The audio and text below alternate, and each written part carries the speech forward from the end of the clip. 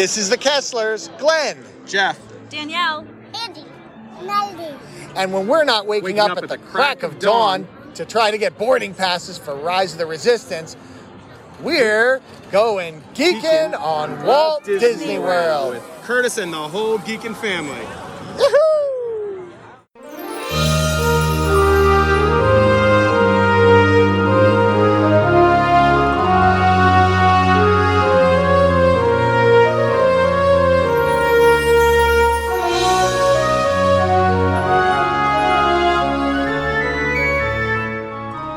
Are you ready for a fun-filled hour of food favorites, resort hopping, and hanging out with Disney World geeks? It's now time to go geeking on Walt Disney World. Here's our dad and co-host. Hollywood was impressed with his performance in crowd scenes at the Indiana Jones stunt show. He never misses an 11 a.m. margarita at the Mexican Pavilion. And Mike Wazowski is still raving about his performance as that guy over at Monsters, Inc. Laugh Floor. Ladies and gentlemen, please welcome Curtis Stone. Hey, Disney World geeks. Lindsay's back. This week, my daughter Lindsay, who helped me launch the podcast about 6 years ago, is back, and we get back to basics. We answer listener questions covering all of our favorites at Disney World on episode 334 of the Geekin' on Walt Disney World podcast. I am your Geek and Family podfather, Curtis Stone, and we are the family-friendly father-daughter podcast, also featuring Mama, Auntie Judy, soul sister Holly, and cousins Jen and EJ. And our Geek and Family will feed your passion for Walt Disney World by sharing our experiences and opinions, as well as others from our community of passionate Walt Disney World geeks. I'm so excited you're here with us listening to our show. Geeky Disney people are awesome, and we consider you family, part of our Geekin' family. Join us every Monday as we share travel tips, resort reviews, and lots of food talk through our live trip reports, interviews with our Geekin' family members about their trips, and special guest roundtables on fun Disney World topics from Geekin' family members all around the world. And we take pride in the awesome and positive community in our Geekin' family, so come join us to share in our love for Walt Disney World and each other. And I bet you'll learn something to try on your next vacation. Your vacation is important. Rest, relaxation, and rejuvenation, and some time with the family. I believe so much you need to make your vacation time a priority in your life. And the number one tip we hear from our Geek and Family Super Geeks is that you need to plan before you go to Disney World. You just can't wing it, but we know some people that do. Are you on a quest to conquer Disney World? When you're up against Disney World, you need the Force like Luke Skywalker used to conquer the dark side. Disney World has villains like Darth Vader too. They got crowds and complicated choices. And every hero needs a guide. Luke had Obi-Wan and Yoda. You have Mama, Judy, Jennifer, EJ, and me. We'd love to be your guides. We help people book and plan Disney trips, and we're Disney travel experts, and we're independent travel agents with Fairy Tale Concierge. Fairy Tale Concierge is an authorized Platinum Disney Vacation Planner Agency. So let our team explain it all to you, and they'll help you create a great plan with fast passes, dining reservations, and tips on the best rooms and resorts in Disney World. Hey geeks, I am excited to bring you back my Lindsay back to the show. I really enjoyed recording this episode and listening back to it. And Lindsay has some great perspectives on Disney World. And thank you to all my Disney geeks who gave us some great questions and topics to cover.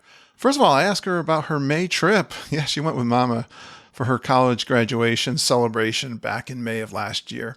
They stayed at Coronado Springs. This was before the Coronado Springs Tower was completed.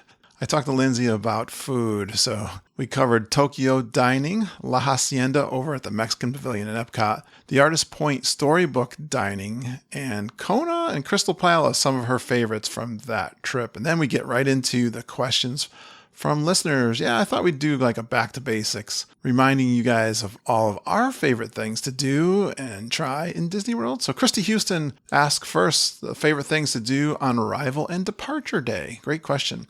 Andy Hoffman asks to rank our favorite resorts and some of our favorite snacks in each park, and also our favorite quick service in each park. Louise Dillman asks our favorite non-attraction thing to do. Angela Noyes, best way to tackle Disney Springs efficiently. Love Disney Springs. Christian Orlena, best stores and restaurants in Disney Springs. Marissa Mars asks our favorite place to people watch. And Angela Fennell, favorite lounges and to take a break. That's one of our favorite things to do these days in Disney World. Megan Elizabeth Bennett, what are some of the splurges you like to do in Disney World? Great question. Glenn Kessler, how about some of our pro tips for true geeks? And Wendy Fox, what are you excited about that's coming up new in Disney World? I asked Lindsay to cover a little bit about her college program that she did 2 tours on before she graduated from college. Well, it's always great to get the band back together. I know many of you love hearing from Lindsay, and I'm so excited to feature her in this week's Geekin' Show.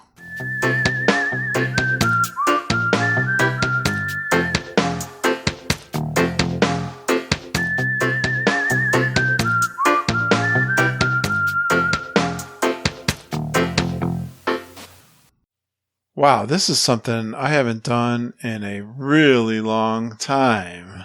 It's mostly my fault. And I was really excited that you asked, could we do a podcast together? And so I said, yeah, I want to do a podcast. I got right onto the Facebook group and started asking some people what they would want to hear from us. They were replying within an hour.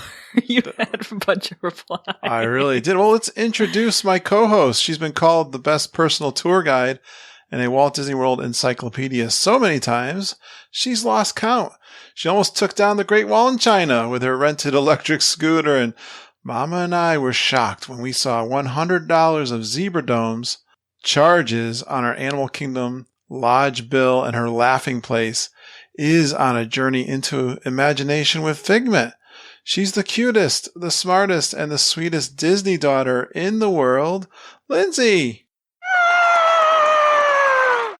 Hi, geeks. Hey, Lindsay. I'm back. Return of the King. The Queen. Welcome back to the podcast. Thanks, Dad. How you doing? Tired. How come you're tired? Life is happening Where are you? fast.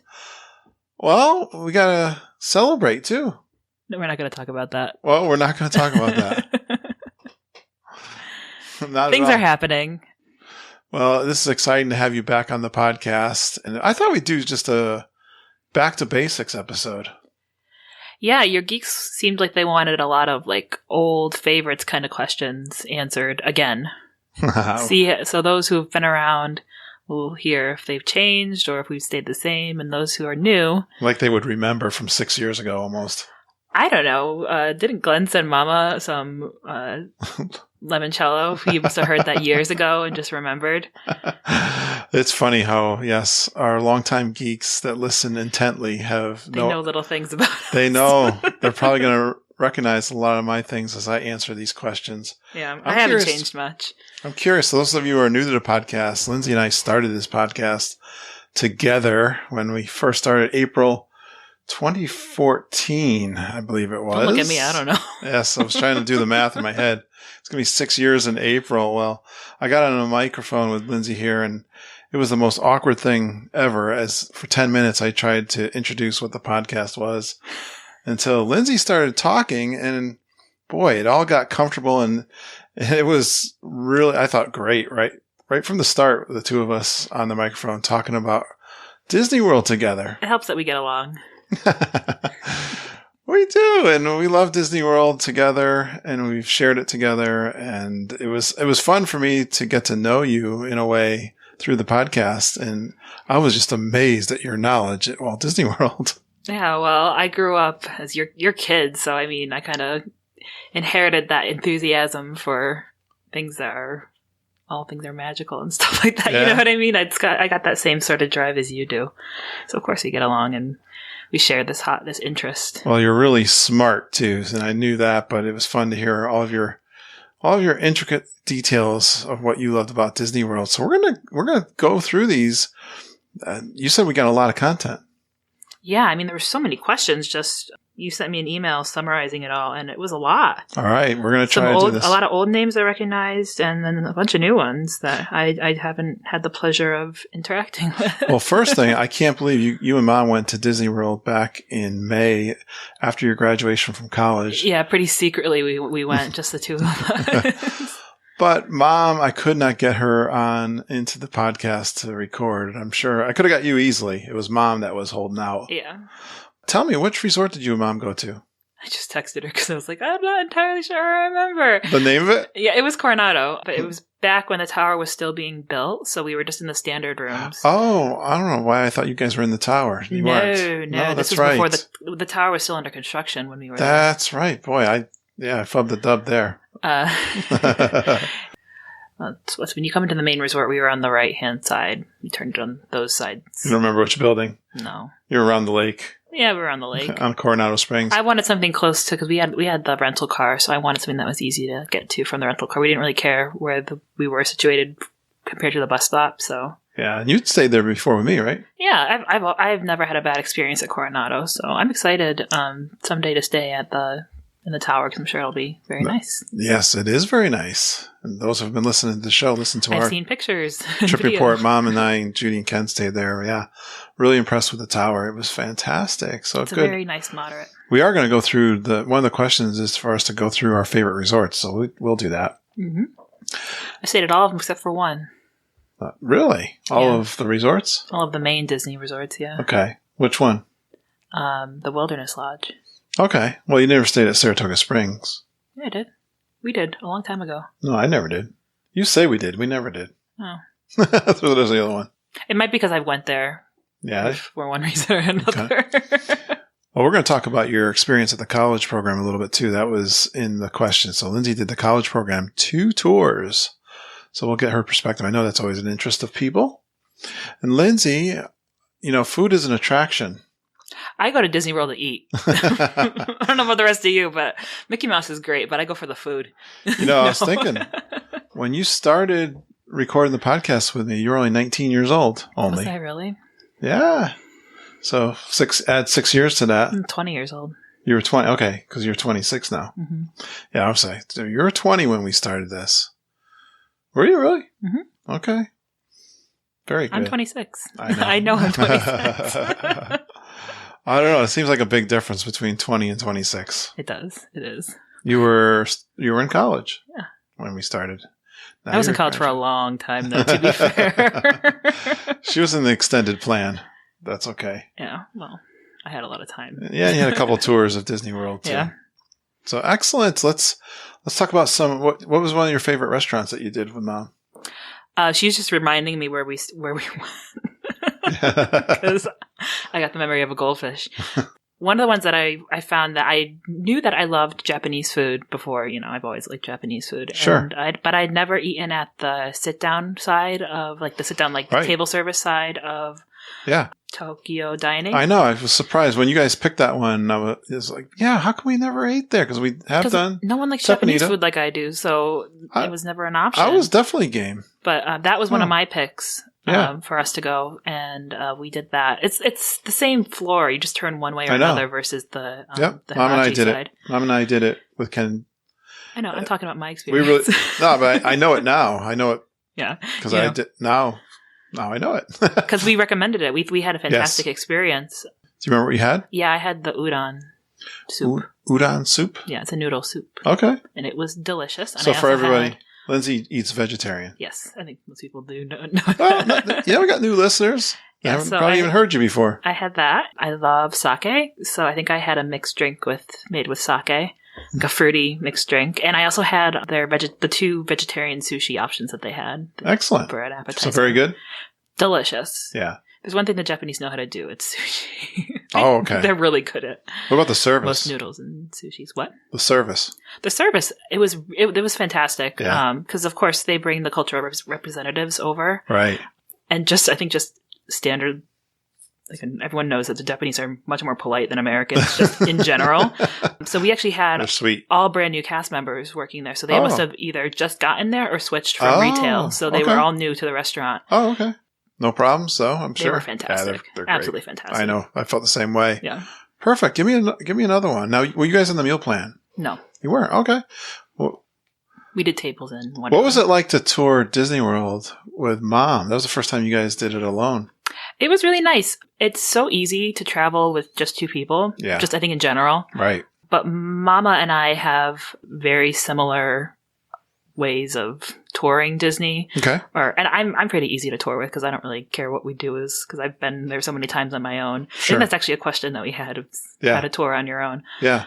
But we were pretty good with the flow. We got up early. We actually left the parks pretty early and we're home most nights around 8. So that's just how it worked for us. We like to have our dinner and go to bed sort of thing. You must know the parks like the back of your hand.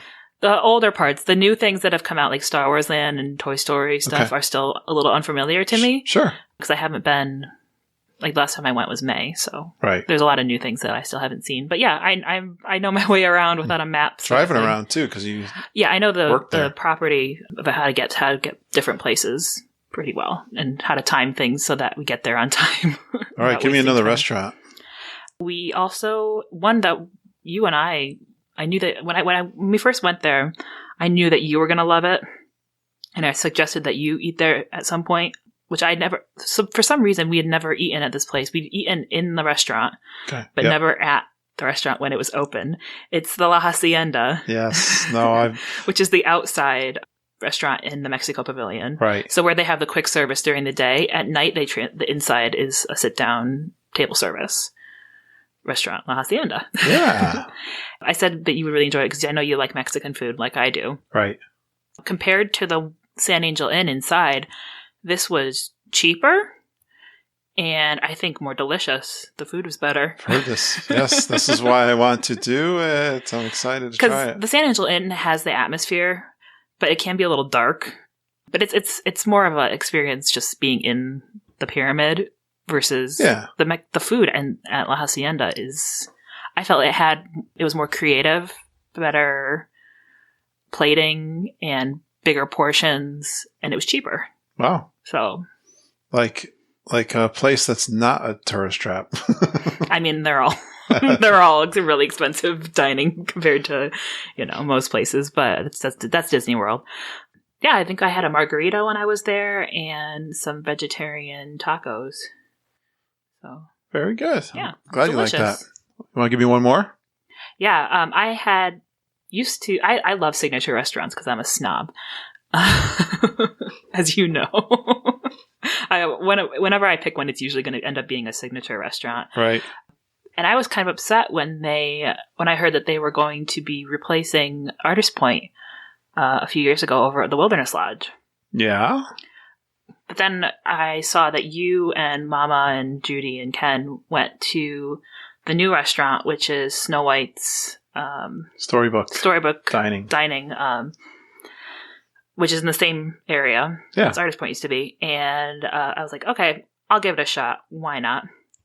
It was really nice. All right. And you enjoyed it. Yeah, the service was really good. I remember just specifically that one because, like I said, I'm vegetarian and I also have a nut sensitivity now. Okay. Fun as you get older, I guess. So we let them know I've got some restrictions and they brought out a complete, because the way that meal usually starts is they bring out a appetizer tray for the whole table. And it's like everyone picks off of it. Right. It was just the two of us, so they were like, they would just usually bring that one little thing. It's shaped like a tree. It's really cute. Yes. It's very fanciful, that whole restaurant. Yes, everything's like a little bit of a show in its presentation. Yeah, and of course that has meat and all the other things on it that, I wouldn't eat. So they actually brought a tree for Mom and a special one for me, 2 of them to our table. Oh, cool. So we ate well at that restaurant.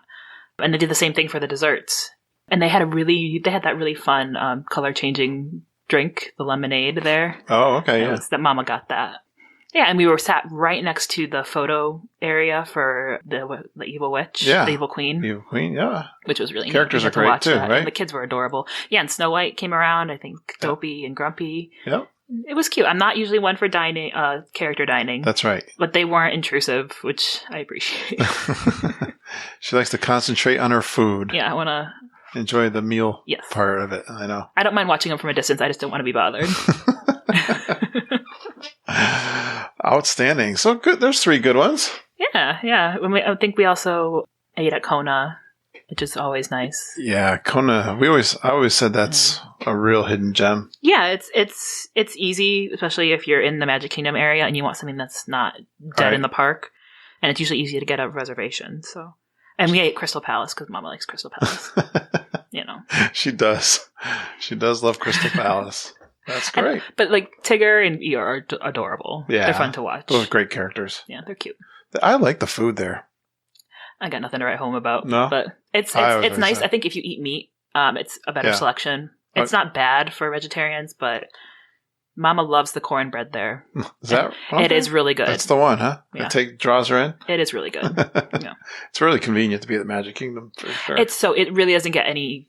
I think out of all the sit-down restaurants, I think Crystal Palace, I would say, is the best. At Magic Kingdom? What did I say? No, I'm Magic Kingdom. I'm just qualifying it. Yeah, at Magic Kingdom. As far as price and the value that you get, it's not the easiest to get a reservation, but you can. It's not impossible, like some places can Right. be. Okay. Perfect. Like Chef Mickey's, for instance. Good stuff. Did you guys do any lounges? We did quite a few, but don't ask me to remember. Okay. Well, we're going to talk about some of our favorites. We'll do I might that. remember. We'll do that. Yeah, I did that. Let's stick with some of the questions now from our listeners. Christy Houston. She asks, the favorite things to do on arrival day or departure day? So for me, when I'm going there with Mom, arrival day is rough. I think Going in with Mom is getting up at 2 o'clock in the morning, getting into the airport at 4-ish, like that. And so it's a real early and long day, and Mom is anxious flying, and she takes... Mom takes all her drugs. Bonine and Zantac, I think. Xanax. And her eyes are like in the back of her head, I think, by the time we get down to... Although, it gets us down there early, and we have plenty of time to do things. But for me... But you can't do anything because you're all zonked out.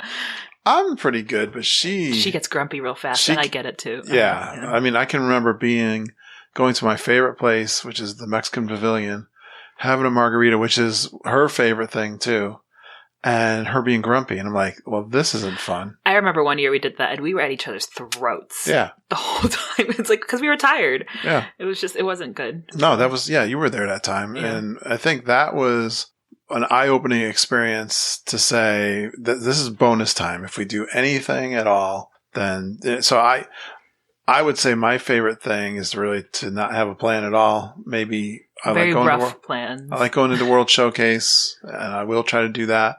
Or I like to go into Disney Springs. I know when you and I went, I was bringing you down for your college program. That was when this one particular time Disney Springs was completed. I think you were there one time when it wasn't completed and it was under construction. But the time you went over to the employee... That was when you picked me up. I had been up for 24 hours. I had a 12-hour shift. And I stayed up overnight. No, I was thinking of a different time. That was the same day. I was thinking, no, you were going over, no, you were checking in. You were going in to set up. Oh, I remember that was when you dropped me off. This was for my 2017. So this is when you dropped me off. Yeah. I went across the street to Disney University. Right. To get some stuff set up. And then you picked me up and we went to Jack Lindsay's. Well, you just met me over at Jack Lindsay's. Yeah. Yeah. That was the day that Disney Springs really, I think, hit me. I was just walking around by myself, and I like to go into the stores and look around and poke around when I'm in Disney World. So that's part of the thing. That's part of the plan. But I'm like, what am I going to do? I'm all by myself. I'm going to Jack Lindsay's and have a beer. Yeah. Well, at that time, that was one of the first times where you'd actually spent more time down in Disney Springs since it had been complete with that full mall section and all the new restaurants. Like they still added some more after that, but you and I had a good day. Was that the same day? Which day? When we went to the Irish pub. That was when you picked me up. That was when I was exhausted and then I got really drunk. I heard that afterwards, but I've never been so drunk. We went to Jack Lindsay's. We went to We went to the Irish pub first. I had a flight and a cider, and then I had a mixed drink at two mixed drinks at Jack Lindsay's, and then we went to dinner at Homecoming, and I had a moonshine margarita, and then we went back to Raglan Road, and I had another cider, and I couldn't find my way back from the bathroom. Ah, okay. And the dancers are all going, and they're all clapping at them. That was, it wasn't crowded because we were there. And then you got early me my afternoon. cake that night. Oh, we had the cake that night. Okay, Mm-hmm. Yeah. So I think departure day for me is always Magic Kingdom with Mom. We fly in real early we fly home real late. Yeah, you gotta milk it all the time you got when you're down. And it's usually bonus time in Magic Kingdom for us. Yeah. You guys have been leaving later, though. You probably leave the park, like 5:30 to catch the Magical No, I don't think Express? it's probably more like 4:30? 3:30. Oh, okay. Yeah, to get back to, and I think this time, I know Judy had to return the scooter around, I thought it was like 3:30. She had to get the scooter back, and we kind of took off on our own. So, yeah, the tradition is always Magic Kingdom, doing a few things. This past trip, we were finishing up things that we didn't do. We didn't do a lot in Magic Kingdom. We spent a lot of time in Hollywood Studios. So it really felt like we had to do these things. Even like the People Mover was so crowded during the weeks that we were there. And it was like, Mom and I we rope dropped Magic Kingdom, and we were really pleased and having fun just doing a lot of stuff before a lot of people got there. Mm. You have any comment on this one? Favorite things to do? I like to get there, if we're going to get there in the morning, just take it really easy on the day of arrival. Maybe wait till the room gets set up. Yeah. Get kind of situated, and then go to a lounge and eat dinner and go to bed. There you go. No late night stuff on the first day. And then, we always do Magic Kingdom on the last day. There you go, Christy. Yeah, I do like to go to the World Showcase and do if I can do my frozen lime margarita, that's my lounge. Basically, don't go too hard too fast. Yeah. You got your whole vacation. That's right. Next day, you're going to get up early and start hitting it hard. Yeah. All right. Well, Andy Hoffman, who I met when I was down in Disney World, my last trip in January, he wants us to talk about our favorite resorts and rank them, maybe by value, moderate. Do you have a favorite value, Lindsay? What is technically a value? Is it just the All-Stars and the Pop? And Art of Animation is a value. I don't think Art of Animation is a value. It's the same design, though, as Pop. I mean, they're right there. Yeah, but I think it's more expensive, though. I think it depends on the room you get. Yeah, it does. You can get a suite there. Yeah. That's the one big difference. I consider that one a moderate, personally. Well, okay. Well, you like Pop? So it's just between Pop and All-Stars? All-Stars? Because obviously All-Stars are fine. Pop. I mean, Pop is kicking it big time now because of the Skyliner. Yeah. I think that's the... I've always preferred to stay at Pop. I mean, we've stayed at All-Stars. It wasn't a 5-star experience by any means, but it was a room, and it was... I mean, I can't say it was clean because we did have some problems. We have some bugs. Yeah, I think they needed some serious renovating, let's put it that way, just to be pleasant. But no, it was a place to sleep, and it was cheap, so... All right, you have a favorite moderate? How would you rank your moderates? You got Coronado, French Quarter... Port Orleans, Riverside and French Quarter. Yeah. Count those as two separate ones. Yeah, they're separate. And then Caribbean Beach. How would you rank them? Coronado's number one. Coronado for you, okay. Yeah, I really enjoy. Every time I've stayed there, I've had a nice experience. All right. And I like their food court. Yeah, I like the Mexican vibe. Yeah, it's very pleasant. They have a nice little bar by the water. I think I would put them. Two, but the one that's on the near the main building is nice. Yeah, I like that. I might put that one number 2. Yeah. Yeah. I've never stayed personally at the French Quarter. I've visited people who stayed there. Okay. But I think when we stayed at the Caribbean Beach, it was nice. So I guess that we too. And then Riverside, it's been years. So then Riverside. You're a little kid. Yeah. So I don't really have too much of an opinion. So those two are pretty much. All right. Just because I don't really know too much. But I did like the vibe at the French Quarter. It was very nice. I would go with French Quarter first. You got the boat ride at the quaintness of French Quarter. It's a very cute resort, and things are really close together on the French side. And they have a nice pool if you have kids. Yep. And the Disney Springs ride on the boat. So I put French Quarter first, and then I would go Coronado next. Also, I like the vibe of the conference center and again the Mexican, and now with the tower. Yeah. Boy, that's if they put the Skyliner in there. Oh my gosh, yeah. Yeah, that would be tough. It's also a great location too. I think it's close. easy to get to most places from there. So I would put Caribbean Beach third, and that's it's really nice when the renovations that they've done there. They used to take a lot of grief for the food. The restaurant, I never did the restaurant until after the renovations. And now Sebastian's is outstanding. Mm-hmm. And the pool, I like the Caribbean vibe. I like the colors, and I like the food court there now. It's kind of cool. I only ever stayed there pre-renovation, so I don't really have too much of an opinion right now. So then I would put Riverside last, but I think they're all really close though. Riverside's a lot bigger. Tight. That's the thing. How about a favorite deluxe? I know what my top 3 are. there's a lot more deluxe resorts than, all the other resorts. That's what I'm like. She's thinking. It's tough for me because I like them for two different reasons. But my top two are Polynesian, but specifically it has to be the DVC. Okay. So Polynesian DVC. Why specifically? I just had a really pleasant experience there. I really liked the rooms. I thought the room is nice with the two toilets. yeah, and the standing shower, the big shower. Yeah. And then it's just because it's the Polynesian vibe, and that reminds me a lot of when I was a kid, and that's... Yeah, it was the first deluxe we stayed in a couple times when you were a kid. All right. So I got that, but it's a very close tie to... I love the Animal Kingdom Lodge. All right. Love it. Oh, cool. I didn't know that. I don't know that I knew that. Yeah, you did. Oh, yeah? I've said it before. I like the main house, the Jumbo House. Yeah, okay.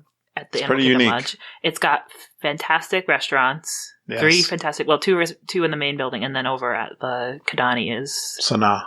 You like Sanaa? I want to go back there. You won't let me. You like Sanaa? Yeah. Oh. Okay. And then I'm not a fan. I love all the animals. I know you. I'm not an Indian food fan. And that's I like all of that. You do? Yeah. Oh, so okay. good. I love all the animals out on little savannas all around. Those are fantastic. No matter where you are, there's cute little animals outside. You're an animal lover. Oh, yeah. And then they have a great outdoor space, too. Just Absolutely. Where else in the world, ever, anywhere, is there a safari connected to yours? Yeah. And they have a lot of little activities that they do during the day that was part of the Jumbo House. And then the lounge there is very nice, too. For me, location is extremely important. That's the one thing that where Animal Kingdom Lodge does not have the benefit because it's way back in the corner with Animal Kingdom. Yeah. So for me, that is key. With that being said, then I'm sentimental to the Polynesian, and I love the beach and that Polynesian feel. Yeah, the islands, the music, the tiki torches, the food. They got Ohanas. Yeah. You said Kona. They got a really good quick service. Great pool. Great, yeah, outstanding with the slide, the volcano slide, where your legs go over your when you head hit the water. When you hit the water. Yeah, there's just so much I love. I mean, the boat ride over to Magic Kingdom, to be in the resort loop there is really fantastic. So that I don't know. I've had back and forth with. I think the best location on the resort loop, just location-wise, is Contemporary, just because you have the option to walk to Magic Kingdom. Well, we did not have a good transportation experience at the Grand Floridian. No. You'll notice that one's not on my list. No. I really love the vibe at the Grand Floridian, the DVC. I think it's beautiful. Yeah. But the location, as far as transportation, was horrific. Which is weird. Yeah. Because you think at the Grand Floridian it's going to be fantastic. They are going to extend that walkway. Finally. They said that will improve that situation. That would definitely help. But yeah, to get to Epcot, remember, and then the monorail will be down, and then they can't there's no buses. Can't get a bus. Good luck, you're stuck here. But my next one is our Bay Lake Tower. I'll never say no to the Bay Lake Tower. Yeah, that's our home. So. Again, that walk, the tower has got a great view when you're in those rooms. Easy. The rooms are nice that we've stayed in the past, so that's my number 2.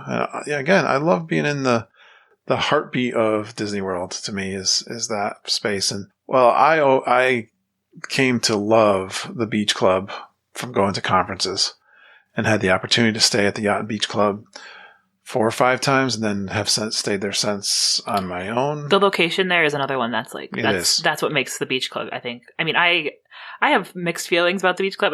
They're not bad, but it's I worked there, so I kind of know what the guts look like of the Beach Club and the Yacht Club. So it's not special. It's not special to me because it was never somewhere that I really stayed as a guest. But it's a nice resort. It is, and the location can't be beat. That was the resort that Mom and I stayed at for the conference, and again, the second deluxe I ever stayed at, and just being blown away by that location. That walk to the International Gateway, I was just speechless on that. I love to be so close to Epcot. Oh my gosh, I love the boardwalk area and staying there. The first time I went to the conference, I had to stay downtown Disney. When the next time I went, I had the option to stay at the Beach Club. I think I stayed at the Yacht Club, but still, to be in that, where you could walk to Hollywood Studios and hang out I could hang out at the boardwalk with my friends and then get to my room too. So yeah, those are my 3. Oh, I think I only did 2. You have another one? Yeah, what's another one? Do you have another one? What's left? I guess my third one would be Bay Lake. Okay, there you go. Good answer. I must say that I know this isn't a deluxe resort, but I think since the update of Disney Springs, that totally upped staying in those Disney Springs area resorts. Yeah, definitely. Because they added so much, and it's all on the east side of Disney Springs. I enjoyed the updates were. I enjoyed our old Key West stay because you can boat down there. Yeah. That definitely played into the fun there. And I was talking more about the not Disney resort, but if you have to stay at a not Disney. Oh, you're talking about the downtown. Yeah. That's where you said you stayed. You stayed at the DoubleTree and stuff like that. Yes, we did. Though the buses there can be kind of a pain because they go in. Yeah, but you can walk to Disney Springs from there, so that's why it's nice. Yeah, you can. It's pretty good haul, depending if you're on the end. I used to drive through it all the time. So. The B? Yeah. Staying at the B. The B. All right, good coverage of our favorite resorts. All right, Lindsay. And Andy also asks your favorite snack and quick serve in each park. So Magic Kingdom. This changes so much, though, that it's like... I'll go first because I think you didn't write down your list. So you'll have to think. So Magic But Kingdom... they change it every time, and they've moved all my stuff. I don't know if it's there anymore. Well, I'll tell you. So one of my favorite snacks in Magic Kingdom is the Gaston cinnamon roll. I think cinnamon rolls kind of hit my list here on a couple occasions. And the citrus swirl. I'm thinking it in ways like when I go into the park, if I'm honest with myself, I'm going after those two. Yeah, no, I'm the same way. I love that cinnamon. And I'm not a cinnamon roll person by any means. I think the only cinnamon rolls I like are Gaston's and the ones at the Holiday Inn Express. I will never get a cinnamon bun anywhere else. We say that those when we drive down. Oh my gosh, I could eat a whole tray of those. Oh, that's right. They're known for those. That's funny. That's right. Now that you say that. I don't know. Have you had the spring rolls in Magic Kingdom? Did you ever? No. They weren't there when you were. I think they were, but I've never had them. Oh, okay. That's another favorite of mine, the spring rolls. Where do you get that?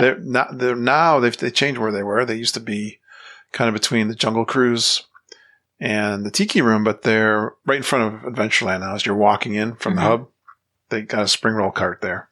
Yeah. They change up the flavors. They have a hamburger, like a cheeseburger. Oh, yeah. No, Holly was telling us about those. Pepperoni. I don't think I can have those anyway, so. Yeah, I don't think they have a vegetarian one. No, but Holly was telling us about those. That's why I've heard of them. But I'm torn because they also serve my cream cheese pretzel in Magic Kingdom. They serve it at the lunching pad. They serve it there. Okay. So that's like, I love that cream cheese pretzel. I could eat 2 of those. They still have them, you mean? They had them last time I was there, so. Yeah. I know you like that one. I like that, but I also love the cinnamon bun. So I guess if it's exclusive to Magic Kingdom. Yeah. I'm going to hit each park. I know. I'm telling you mine as we go through them, too. Yeah. Do you have a favorite quick serve? The problem is I used to love the falafel burger at Cosmic Rays, but they got rid of that and replaced it with a sloppy Joe. We heard a vegetarian sloppy Joe. Absolutely nasty. Why would you do that? Out of all the things that you think a vegetarian would want to eat, why would you think imitation sloppy Joe? Yeah. Well, I'll tell you, Columbia Harbor House is still I'll put that as my favorite, and Pecos Bills is right there too. Yeah, I do really like Pecos Bill because I do like Mexican food. Yeah. Or is it? It's not. Is it? What is it now? It is. Yeah. What's the one that's it's connected to? Oh, Tortuga. I don't remember. They switched. They used to have opposite cuisines, and then they switched. Yeah. So I don't remember which one has which. Whichever is the one that's serving the Mexican food and not the burgers. That's the one I like. Yeah. Is it Pecos Bills? It's got the. They changed the name. It's almost like a buffet to put all your fixins on the fixin' bar. I think they just switched it, but I do like that. But yours is Columbia Harbor House. I like the waffle over at Sleepy Hollow. Sleepy Hollow, yeah. Which one? Nutella? I used to like the Nutella one, but I'm sensitive to the Nutella now, so it's very frustrating. Yeah, I can get an allergic reaction to that. Hazelnuts, I know. Yeah. No, so I'm like, I don't really want to risk it. But I did like that. I had the strawberry cream on the waffle this time. They just had like the strawberries and cream? Ice cream on it too. Oh. Yeah. That sounds good. I still like that spicy chicken sandwich too. Yeah. And the ham sandwich. Yeah, and they have an egg. They have like a breakfast ham version and of egg? Yeah, I think it's a ham and egg. Yeah, that's good too on the waffle. Yeah, that could be a lunch for sure. Yeah. Oh yeah, I've had that waffle for quick service before. Well, you keep thinking. I'm going over to Epcot. No, I think I'm just going to have to say whichever one serves the Mexican food, Yeah, whether it's Pecos Bills. I think it's Pecos Bills now, because it used to be Tortuga, and then they switched I know it. what you're saying. They used to have a taco taco bowl. And it's like a burrito bowl. Tortuga's not always open No, either. they switched cuisines. That's what I'm telling you. Now Tortuga serves the burger. I got it. When Pecos You said it 400 times. I got it. All right. Which is weird. Epcot. Okay, anyway. Oh, there's so many at Epcot. I'm going to tell you. Well, the Mexican Pavilion, we've already said, that's my... Everyone likes the Mexico, but I wouldn't get quick service there, though. I just like the chips and guacamole, you know? I know you do. And you don't do the frozen lime margarita. No, I like the on the rocks margaritas. See? She's got to be different. The daughter's got to be different. I don't like frozen drinks. I like the frozen lime margarita. It's the best in the entire world. And the Mexican, I like the nachos. I love chips. Yeah, you do. I'm a chips guy, and yeah, all the stuffing for that. The newest one, I don't know if you know, but Tangerine Cafe, I am a huge fan of now, and I like getting my. Is that the one on the wraps. water or the one that's in the pavilion? In the pavilion, in the Moroccan pavilion. I ate there once and I didn't like it, and I was surprised because I really like Middle Eastern food, so I need to give it another chance. Yeah, I like the wraps. It's not really Middle Eastern. I had the lamb wrap, and I get the olive salads, the two little olive. And they were putting the two sides, like they were just putting what's supposed to be on the menu. Mm-hmm. And I kept saying to them, I want olive salad. I want the olives. I want the olives. I had to tell them like 4 times. It was crowded there. It's like, please don't screw up my order. I don't want that lentil thing. Lentil thing? They have lentils. Okay. You know? Yeah. No, I don't want that. I want the olive. I love anything with vinegar. I know you like any kind of like fermented. Those vinegar. are my quick serves. I know what you like. You like Sunshine Seasons, probably. I do. They have the vegetarian korma over at Sunshine Season, so I do like that. They also have a really good. Well, they did. I don't know what's going on right now, but they had a goat cheese salad. That was delicious. All right. And then my other go-to when I was living down there was I would just literally go to Epcot for lunch. Okay. And I would go to the France Pavilion and get the brie and apple sandwich. Oh, all right. That's a good one too. I feel like I'm missing something. And, for snacks, there's so many festivals there all the time. But they have ones that come back. Yeah. There's lots of festivals. So go there when they have festivals. Basically, just don't go there like in the dead middle of summer because then there's nothing going on. Don't go diet Epcot. Do festival Epcot. Some kind of festival. Yeah, because I love having the meal plan and using my snacks credits in those booths. It's usually a really good value because some of those prices can be like above $6, and snack cutoffs are usually at like $5. Exactly. I put cronut down there for a snack. I'm a donut. I've come to this realization. Donuts. You and Mom both love donuts. Cinnamon rolls. Yeah, so. Pastries. Cronut. Although, I didn't check this time. I didn't have it. And I don't know if they had it at the refreshment port, but that's usually where they have it on your way to Canada. Yeah. So those are mine. Do you have a snack there that you can think of that's Epcot? Specific? In Norway, the school bread is really good. Well, again, I like the bakery stuff. Yeah. And most of the stuff from there is delicious. Yeah. And then I love the France pastries. Pretty much anything from their little pastry case. Yep. Or the ice cream over there. I'm not an ice cream person when I'm out in Disney World. No. But I like the pastries there. I don't think the big pretzels are a snack. I think they're too expensive. The big one in Germany. Yeah, the big German pretzels. A Mickey pretzel with the cheese. When I think snack to eat something. It's always a favorite of mine. Yeah, I don't like that. So that's one of mine. I like the cream cheese one. Whenever I think of like, what do I want to go eat at Epcot? It's always a drink. It's not, I'm not thinking like snacky. I'm thinking I want a drink. But you were Is there a drink at Epcot? Is there a drink at Epcot? Yeah, they've got really good ciders on tap in the England pavilion, UK pavilion. Yeah. Some kind of fruity. I think there was a pear one that I had one that was really delicious. Nice. France has the Grey Goose slushy. Yes, very true. There's... Oh, I just thought of another snack that I like. That's sometimes I skip. Kakigori. Oh, I don't like that either. I know you like that. Yeah, like icy kind of stuff. Or slushies. Oh, they have a really good sake flight in the sake stand out. I know you like the sake too. The Japan pavilion. during the festival time, the China Pavilion has fantastic spring rolls. Really good spring rolls. And then there's also, I always love the Florida Fresh stand during the festival time. Yeah. I think it's usually during Flower and Garden, but they always have some kind of interesting salad or goat cheese kind of thing. Yes, true. Or the honey stand is always really good. But it's always something different there at those ones. So I usually always stop. All right, moving over to Animal Kingdom. Favorite quick service. I put Satuli Canteen and Flame Tree Barbecue. I was trying to decide between the two of them. I don't know. I'm surprised that Satuli has gotten so much of your love. Yeah, Mom can't stand it. She doesn't like the noise. That annoys me. I don't know what. Mama does not have a. She's got something in her interesting taste buds. palate. Yeah, she's. Yeah. That's not. Yeah. No, there's cilantro. She says she's got a gene that throws. It's not just the cilantro. It's like every spice ever. She doesn't like vinegar either. She just something she said to me. She doesn't like curry. She doesn't like any kind of. Yeah. But they got the meats. They got like their roasted meats out front. Yeah, the meats were so good. I think the chicken and steak bowl, and I'm trying to remember. You have the base.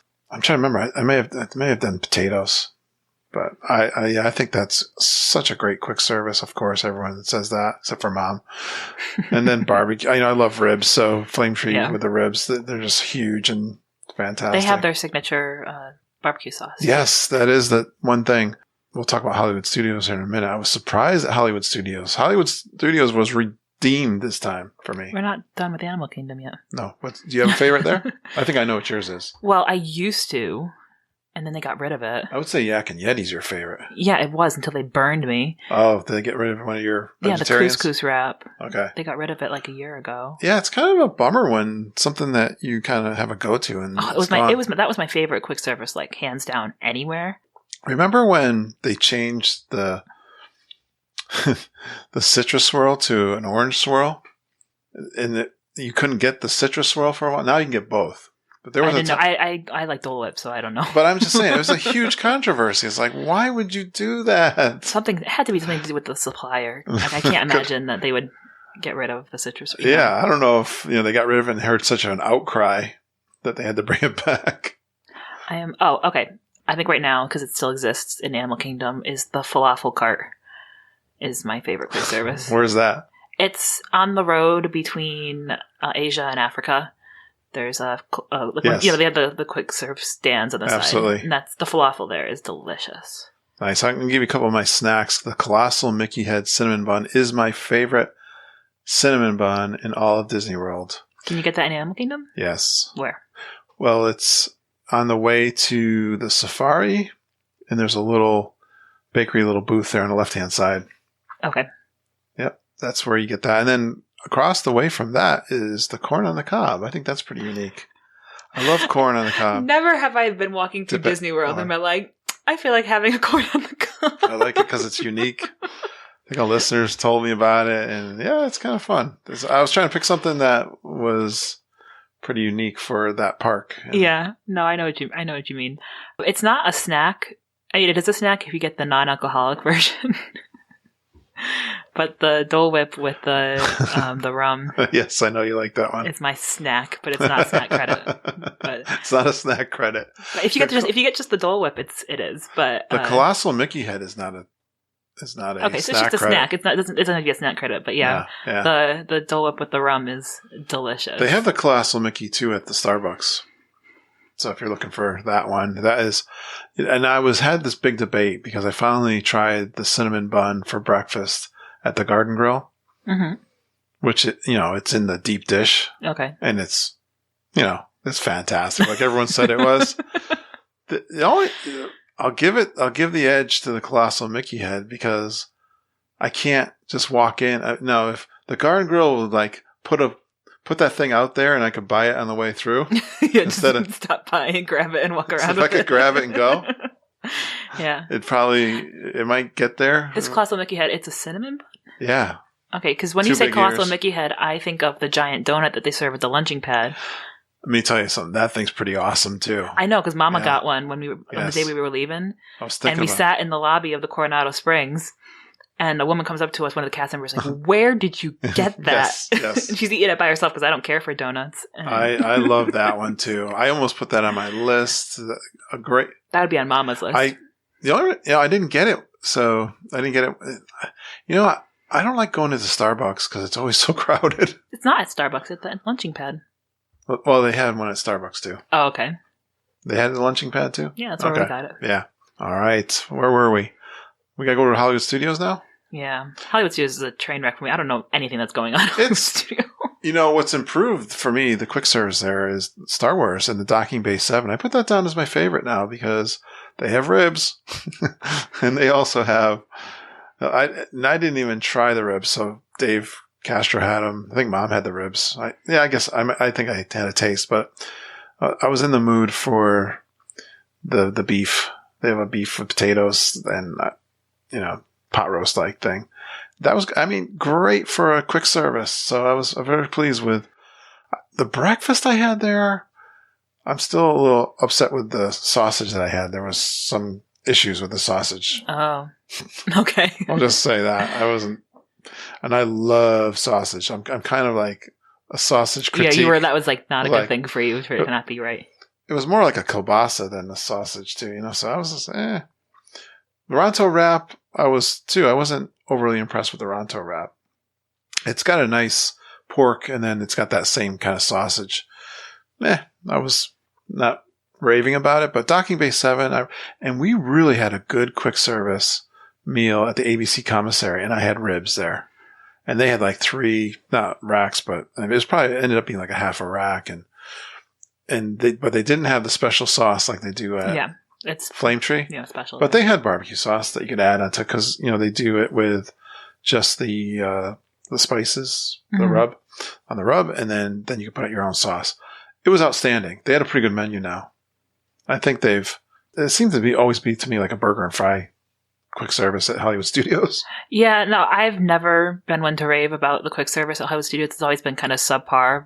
But that being said, I haven't been there since they've updated a lot of things. Most of the places that I know historically don't exist anymore. All right, yeah. But I will say, if I have to pick one, only one that I've really been to was ABC Commissary.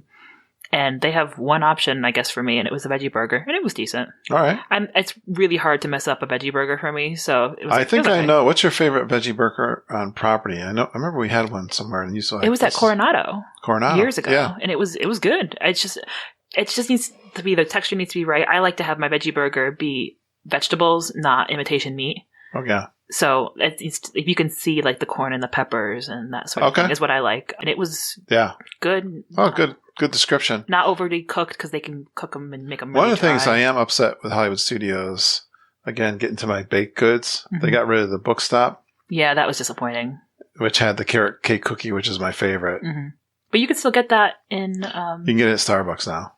I thought you could get it at the little candy shop on the corner on... No, I don't think anymore. No, it's over in Starbucks now. Okay. Yeah, they switched... Well, that's the other thing. They keep switching around. Things move around a lot, yeah. And then the starring rolls is not open anymore. So the book stop and the starring rolls is closed. Huh. Those were the traditional places you could get remember? Yeah, I think that's what it was. Yeah. Both those places were outstanding for... See what I mean? I don't know what's going on right now. So Hollywood Studios is kind of... They got to fix that problem. They're still transitioning. I would still say they're still in transition. They need something besides... you need another option besides... You can get stuff at Joffrey's, I guess. Yeah, but I want to eat at something that's... Yeah, why can't it be special unique? Disney exactly. thing to Hollywood Studios. Yeah. But I will say, we didn't eat too much there, but I had a pleasant experience over at Woody's Toy Box. Okay. Lunchbox, Woody's Toy Lunchbox over in the new Toy Story Land. Yeah. It was a little busy, but we did get seats. They have a great mixed vodka drink there. And I think I had tater tots. Yeah. And they had the spot, so I did enjoy that. Yeah, you're right. The seating there is a little bit tough. It's very limited. Yeah. It's a crowded place, the whole land, and there's nowhere else to go. But the theming is so cute. It is. And the drink, I think the vodka helped, so it was very tasty. I'm not usually, but the thing is, I'm not usually a vodka drink person, so for me to mention that makes it exceptional. This one from your snack from Hollywood Studios? Carrot cake cookie. Okay, mine's the cream cheese pretzel. Yeah. You can go get it with. It's a really good Aerosmith. deal on a snack credit too. And I wasn't able. No, I didn't get it. I think Ken got it, but it's the waffle. No, what do you call those? The fried dough things. I know. Funnel cake? Funnel cake. Thank you. The funnel cake, they got a really good one there next to Indiana Jones with ice cream and strawberries. Okay. Yeah. And cream. That's a really good one. Yeah. Well, I'd like to get a milkshake at the milkshakes from Min and Bill's. I was going to say they have really good milkshake. Can't you get them over the counter at primetime? I really went wild for popcorn this time. You can tell with all the 3 buckets I brought home. Gosh, I can't believe that. I went crazy on popcorn. I got the Millennium Falcon popcorn bucket. It's obnoxiously large. That was the next question from Lois Dillman. She's asking, or Louise Dillman. She's asking our favorite savory snacks. We kind of just covered a bunch of them. I don't know if Lindsay, you've had any others. Overall? Yeah. Anywhere? I have a really big sweet tooth, so it's hard for me to pick out savory. I think most of my snacks were all sweet. Mine, I'll give you mine. It's hard for me to. Besides the ones I mentioned, I'm vegetarian, so it's hard. I put the Mickey pretzel, the popcorn, the spring rolls, but homemade chips anywhere I can get my hands on them. They've got them at Columbia Harbor House. They got them those homemade chips that are just a little bit browned. Mm-hmm. And some of the places I know. At first, I want to say I first discovered them Bay Lake Tower at the Quick Serve in the Contemporary. Yeah, Contempo. I don't know why that sticks with me. And that's the first place you saw them when they started really. I love getting a sandwich and those homemade chips. Mm-hmm. And I've gone down there just to get a box of chips. Yeah. You know me. That's my savory snack is chips and popcorn. But I think I like the tortilla chips and guacamole from the quick service at Mexico, and then like I said, the spring rolls from the China Pavilion when they're there. Now that you mention it, Captain, you gotta mention the pork tortilla chips. What? The pork nachos over at Captain Cook's. Boy, that's... Oh, yeah, those are different. What are those? You know those chips? Those. You know those chips. Those are a little different, too. Yeah. And I've never had them, but I know you wouldn't have the pork, but yeah, those are... I remember we got them and you were really happy with them. That's a good deal. All right. Good stuff. Favorite non-attraction things to do in Walt Disney World? What's a non-attraction thing? Like shows? I guess so. I mean, I put food as an attraction, which we just covered quite a bit. Half an hour talking about. We always do on the podcast. I put meeting geeks and seeing people that from the podcast. Yeah, but not everyone's going to do that. That's a you thing. Yeah, it is just me. I like, again, this is just me maybe, but I like recording my coffee walks and doing my walks. I have a lot of places I like to walk, and I mentioned one which is over at on the boardwalk. Mm-hmm. That walk, I just treasure the quiet walks, especially early in the morning or late at night. Between this one's the Beach Club and International Gateway, the walk between Bay Lake Tower, Contemporary to Magic Kingdom, so pleasant. Or go on the other side, the walkway between Polynesian and the Grand Floridian. So I'm a big walker, and I love some of those places where you get some quiet time. Mm-hmm. So that's one of my favorite. You think of something? Yeah, I like any of the shows where there's live singers. Yeah. So that's going to be things like Beauty and the Beast and The Little Mermaid, which who knows how long that's going to last. Frozen? Frozen's not. That's just recorded. They're not live singing there? No, those are just... They're lip singing? They're actors. They're not singing. Okay. What else is there? Lindsay, I got to tell you, I don't know what struck me this time on this January trip. I mean, I've always said it's amazing that the talent level that they bring into the parks. I was just struck by it again. I mean, we had a Gaston. I couldn't believe the guy. He didn't have the fake muscles at the show. He had the real muscles at the show. Yeah. And the Belle. I mean, she's just. They're very talented. Fantastic. And Nemo. Yeah, the Nemo performers are fantastic. Of course, Vessel Lion King is my favorite. Yes. Yeah, we did a lot of the shows this time. I'm just taken back by their talent. I really am. Yeah. Well, the Finding Nemo show in particular those are trained actors who train to be puppeteers. Yeah. So that's pretty cool. That whole show is. You really like it? I really enjoy it. If I have to choose, I'll pretty much always choose Festival of the Lion King because I love Festival of the Lion King. That's your favorite. But I won't argue about going to Nemo. Nemo is really, really fun. So I like the shows, the big sit down shows where there's live performances. I like live music. So anytime I can get over to, oh my gosh, I thought of you so much, Lindsay, when Glenn and I did the Broadway show this time. Yeah. And they had 4 Broadway singers. Mm-hmm. They had the 2 that were there when you and I and Ellie. They were Lion King. Yes, the same 2. Yeah. We saw Kissy, they were so Simmons, great. And I'm always forgetting the names. And then they had this woman that played. Oh my gosh! Give me a movie. The mermaid. Ursula. Ursula, yeah. Yeah. Played Ursula. Oh my gosh, she was so great. And we met her afterwards, but I was thinking of you so much. And they had the Bert from Mary Poppins on Broadway. Just tap dancing. Yeah. I mean, and they each played, solo their thing, but then they also traded off each other and sung together. Mm-hmm. Man, I think you would have, you love Broadway, so yeah. There's no question. And there was a lot of Broadway geeks in the crowd. Oh yeah, because they know the performers.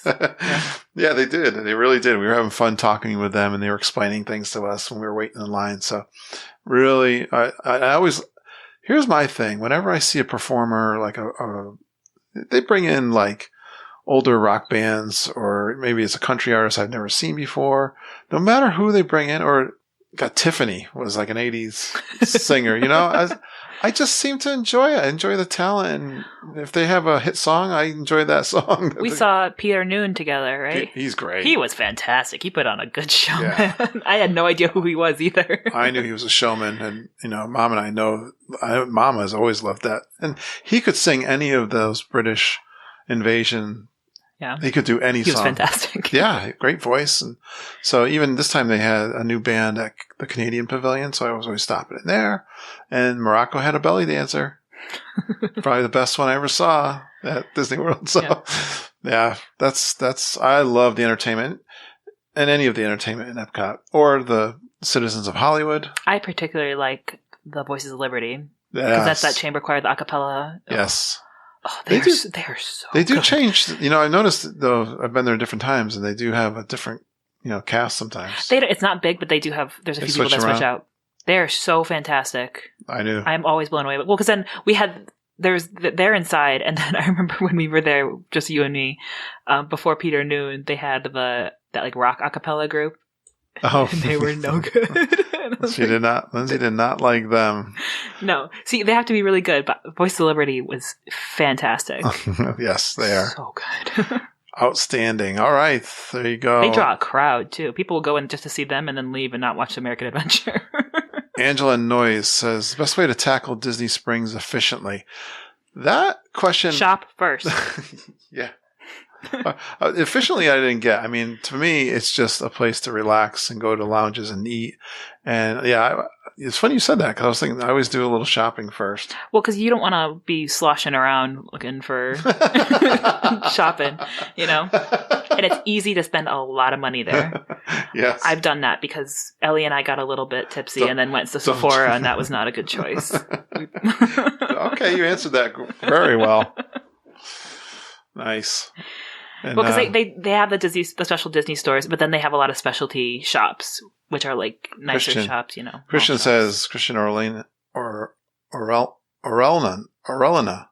best stores and restaurants in Disney Springs.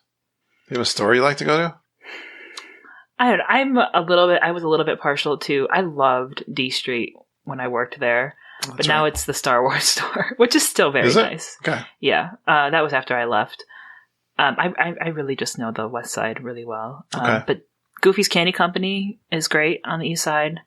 If you're looking for candy, obviously. It's because I don't like the Candy Cauldron. I think people would like Candy Cauldron, but I worked there, so I don't care for it. Let's see what else. The World of Disney had that big expansion, and if you're looking for something, it's probably going to be at the World of Disney. That's right. Which is nice. If you're looking for Disney specific merchandise. The Lego store is pretty unique. Yeah, the Lego store is pretty cool. And then if you're looking for more boutique-y items, there's... What's that store called? Co-op, I was thinking. Yeah, the Co-op is great if you're looking for purses and jewelry. Yeah. And makeup. They have their Disney-specific makeup. Phone covers. Yeah, that sort of thing. It's more of a boutique. Stuff, got the plates. They have a nice little kitchen section. We got those bowls. Oh my gosh, Mama found these very deep, round Mickey bowls. Yes, like they porcelain sell them bowls. in the resorts too. Yeah, but you can find them at like the Co-op. Those are my favorite bowls now.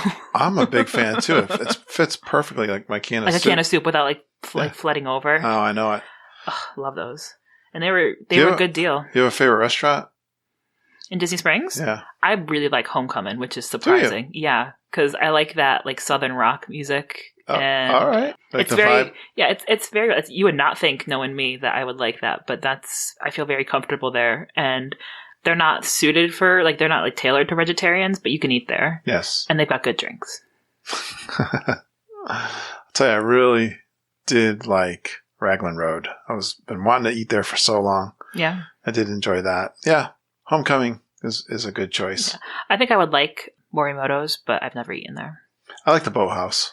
I like the kind of food and it's got a great vibe next to the water.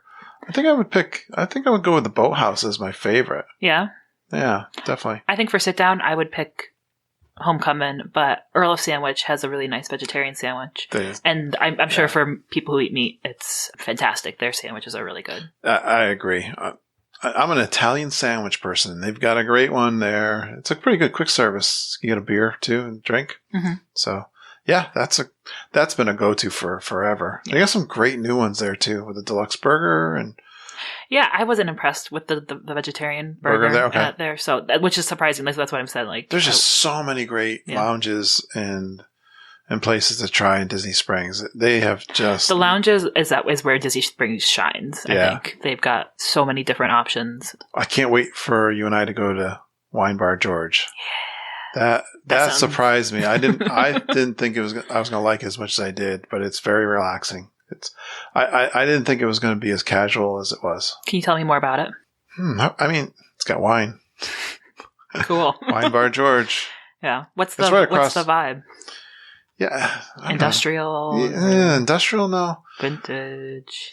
I'm bad at describing, but it's definitely a country kind of feel to it. Okay, so, that's fair. I mean, it's kind of like Jock Lindsay's in a way. I like Jock Lindsay. I wish there was more indoor seating. It's right across the street, right across the way from Jock Lindsay's too. Okay. We had an upstairs. We were up there in an upstairs. So I don't know. Yeah, it was great. All right, so I'm gonna keep moving on. Let's see. What's rank your nighttime shows? I only got one left. Favorite to least. Fantasmic. That's I know Fantasmic's your period. You don't like Happily Ever After? No. Really? You're not pleased with the music. I think. Yeah, that's the big thing. It's the music. Yeah. You're a purist. I think you and Mom are real purists. When Wishes was gone, they mixed. You hold a grudge. They mixed the music that wasn't the original music that they wrote for the new. What is it? Happily Ever After. The way that they mixed the Disney classics, they did a good job. Okay. The original song that they wrote sucks. To me, I don't like it. And then my other problem is there's too much going on, so it's a bit of a sensory overload. As far as where to look when you're watching the show, I don't like that. Okay. And then they it's too much. Yeah. All right. Illuminations has passed to the great beyond. So yeah. Illuminations would have been. And you haven't seen the new one? No, I haven't. Oh, you guys didn't see it when you were down? No, it was. We saw Illuminations. You saw Illuminations, okay, in May. Yeah, But I love Fantasmic, man. Yeah, I think I would put Fantasmic first too. Now I'm kind of Happily Ever After. I think I gotta say, I'm making fun of you, but I think Wishes was just really. It's hard to get rid of Wishes. Wishes had the best soundtrack. It was really good. I'm ready for Illuminations. The new Illuminations. I'm ready for that one. I was ready for that to change. See, I wasn't. I loved Illuminations. Yeah. But. Yeah, the ball thing, I'm done with that. It was a little. That song. It was a little small. That song I wasn't really ever a fan of. A lot of everything else, but I've always loved it. you So. like that one? Okay. No, it's great, but I would, we really enjoyed Rivers of Light this time. I know people are not gonna, don't, because it doesn't have fireworks in it. I like the quietness of that show. I only ever saw it once. I think I need to see it again. I wasn't mad about it. They had to restart it. They got it started. That probably didn't help. They had to restart. It's like, oh, poor guys. Yeah. But I would see. I'd be happy to see it again. I think another big thing about Happily Ever After is not only do I not care for the song, and I feel like it's overwhelming, it's getting out of Magic Kingdom afterwards. And I'm like, not worth it. No thanks. Whereas Fantasmic, it's so easy for me to get out of Hollywood Studios. You like watching it from the Top of the World lounge? Oh yeah, that's much better. But then it's like you're not really watching though. You don't get the whole experience from the Top of the World. You know. Do you have a favorite place to people watch? This is Marissa Mars. I'm the wrong person to ask this question to because I'm so in my own head. I don't notice the people around me. So no. or relax. Do you have a favorite place to relax? What's your favorite lounge? I think Lindsay and I personally we had a really good time in the Italian Tutto Gusto. That was so nice. I love wine. Yeah. And then it was really cozy, like a little wine cellar. Yes. That was so I think nice. We just had you and I having a nice sit down. It's cozy. Maybe more than once. I remember we came out of the pizza place and it was raining cats and dogs. I think we've done it twice, I think. Yeah. That one is really fantastic. I like any of them that are like really cozy and small.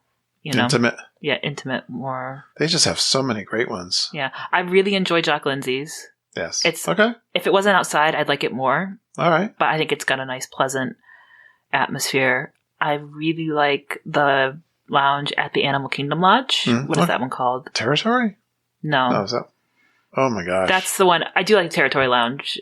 That's over at Wilderness Lodge. Yeah. This is the one that is, it's like Victoria Falls. Yes, that's it. Yeah. It's the one that's between levels, if you're going down to go to Boma. Yeah. That one, Mom and I had a really fantastic experience there last time we went. See, like I like the ones that are a little darker, you know. Yeah. As far as people watch, I mean, a great place to go that you might not think of is the train station at Magic Kingdom, looking down Main Street. Mm-hmm. That's a good place to people watch and sit down and relax. Just crawl up there, and if you can get up there for a parade, that's even better. I think that's a good spot. I love World Showcase, as I said. So you could sit down anywhere there and see all kinds of characters and things going on. Oh, yeah. See the Drunks of World Showcase. It's part of the attractions. The Rose and Crown pub. Hang around the UK. Yeah. I like to sit in Italy. They have some nice seats that are out of the sun around the shops. If you're looking at the pavilion, they're on the left-hand side. And if you wait there long enough, Sergio comes out and does his little show, and it's a good spot to watch Sergio from. So that's a good spot because people are walking around. And a lot of people don't. It's fun. Like I said, I talk about growing up through my conference over at the Boardwalk. But if you can get away from World Showcase and take a break over to the Boardwalk, I think that's a fantastic place. And you might catch one of our favorite sit-down restaurants, the Flying Fish, which is Lindsay's favorite restaurant on property. It was. Oh, wow. Yeah. What is it now? I'm not entirely sure. she's thinking. But Flying Fish got demoted though. How come? They changed it, and I think it was better pre-renovation. Really? Yeah. I don't know. All right. I think right now, as far as experience that I remember, I really loved. It's in Animal Kingdom. I'm forgetting the name. The name always escapes me. Angela Fennell asked also favorite ways to take a break, and also don't move on. What's the turn restaurant? Your favorite? Yeah. Mine? No. Oh, this is also goes for my favorite lounge too. It's the one that's on the way to Avatar Land. Tiffin's in the lounge outside. That one's contender for my new favorite Nomad restaurant. Lounge. Yeah. Okay. We had a really nice time at the Nomad Lounge. Yes, Nomad Lounge, another one. That's really fantastic. So Angela Fennell was asking the same thing. Place to take a break and also favorite lounges. So there you go. Nomad Lounge is up there. I love that. And then Tiffin's was fantastic. Yes. See, me and my bougie signature restaurants. Darcy Ann Kenworthy. Maybe an update on things to do when you're traveling with adults only. She got That's everything we've been talking about. Yeah, pretty much. I mean, the best thing, if you can get away, if you've got kids, you're going to find that you can do exponentially more things. Yeah. Like we like to do the things that more the kids enjoy. Like I love fairy tales with Belle, the story time with Belle. Okay. But like we do pin trading, we do all the you can just move a lot faster. I like going to see the characters too, and you just go faster, and you don't have kids doing meltdowns. Or I don't want to do that. Yeah. That's the or part. If someone doesn't want to do something, that's like, okay, see you afterwards. You know. That is the best part. If I mean, we love kids too, but it's the truth. Adults are just easier to usually tour with. Yeah, yeah. Usually. Well, because you can separate. If you don't want to do something, it's like, okay, yeah, we'll do our own thing then. Exactly. Megan Elizabeth Bennett, favorite splurges, food or otherwise? Oh, good one. That's a good one. What's a couple of people asked this. Spending more money on something. Yeah. Like a big decadent treat. Oh, okay. Well, I put buffets. I'm a buffet guy. Man, we have a Chinese buffet over here that's pretty good at home. But there's nothing, I mean, I guess Las Vegas, but I haven't been there in many, many years. But the quality of food and the variety and the experience at Disney buffets, I think, is outstanding. So I like having that variety. And I had something and it went, I don't remember what it was. A splurge. Yeah. Pandora beads. No, it was a good one. What that? Oh, the cheese boards can be very expensive, but they're always worth it. Yes. I've never had a bad cheese board in Disney World. They might be like an extra $20 for like an entree. Some of them aren't too bad, but charcuterie boards. Yeah, always good. Yeah, that's something we do all the time. Yeah. The drinks, I think, are expensive. I think those are splurges. But I would say even just to go beyond that, the flights are always a good... You just read my mind. A good deal because you get to taste a little bit of everything. Yeah. And it can be a little pricier. And sometimes you get to keep the glasses that come with it. That's a splurge, yeah. Yeah, so that's definitely a splurge. Like I would say like the boat from Trader Sam's, the Nautilus, is a huge splurge. It's like $50, but you get to keep more like 75. Yeah, 75. So it's like... See, she doesn't know because I paid for it. Thank you. But the drink was delicious, and I think you're using it as it's right over there. We have one here, yeah. You can use it as a planter. I was thinking the Rancor teeth is $75 from Olga's Canteen. Mm-hmm. And that was a splurge. I love that thing. I think it's fantastic. I think that's so cool. Yeah. No, yeah. One of my favorite splurges, definitely. I'm like the mug guy. Yeah. Like if they have, I fall for it all the time. I've done it in the World Showcase whenever they have the souvenir mug. Yeah, I know you're really bad. This time I went with the souvenir popcorn buckets, the $25. That's a splurge. Yeah. Definitely for a popcorn bucket. Oh my gosh. The Millennium Falcon was $25. I think the collectible cups are a good one. The Millennium Falcon, if you're into it. Yes, that is a great question. Well, I like to splurge on the No Way Jose as far as calories. That's a good one. Yeah, calories is a big one. Well, cinnamon buns and donuts is not something I usually eat at home on a regular basis. No. So those are big splurges. And yeah, Mickey Pants sundaes. I would say... Like, I'm thinking, like, some of the jewelry there, like the pick-a pearl over in the Japanese pavilion can be, like, depending on how you set it, can be a bit of a splurge, but I still have mine from years ago, and it's beautiful. We bought some artwork. I don't think we spent a lot of money. I spent a lot of money. On artwork? Yeah, like that up there is $40 for that print. Oh, okay. We have a print of Mickey Mouse with Figment leaning down over him, which is super adorable, and I love that print. We bought a couple from Rodell Gonzalez, and the art is fantastic. I would really like to get some more art. I think art's a good one. I have some on my mind. There's a couple that I'd like to splurge on, but I haven't yet. I bought a bonsai plant for like $50. Now you're just going through your merchandise that it died on me. That was a little bit of a splurge, and then he died. Great question from... That was Megan Elizabeth Bennett. I also think it's worth it to buy a nicer room when you're in Disney. I think it helps. Oh, that's a splurge, yeah. To stay at a more deluxe resort. Deluxe, definitely. At least for like a couple nights if you can't do the whole trip.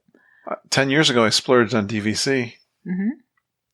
Or annual passes. Yeah, but just like the rooms, it's so nice to come home and to not have to get into a shub, but to walk into one of those nice showers. Yeah. It makes a difference. Yeah, quite spoiled. Glenn Kessler says he loves hearing Lindsay's wisdom and humor on the podcast. And Oh, thank you. You're too kind. he'd love to hear your top pro tips or secrets only a true geek would know. I wish you had given this one some thought. I'm gonna tell you one I found this time, Lindsay, that you didn't know. Yeah?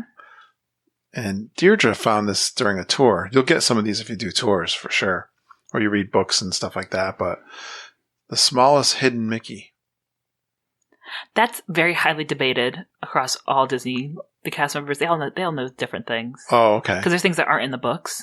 Well, this was one I think the tour showed her. Yeah. During the tour, Keys of the Kingdom tour. And that's just the one that they had in Magic Kingdom. Like, I know when I had my shops in, like, Disney Springs, we had special ones that weren't in the books. Okay. So. Well, this is supposed to be the smallest hidden Mickey.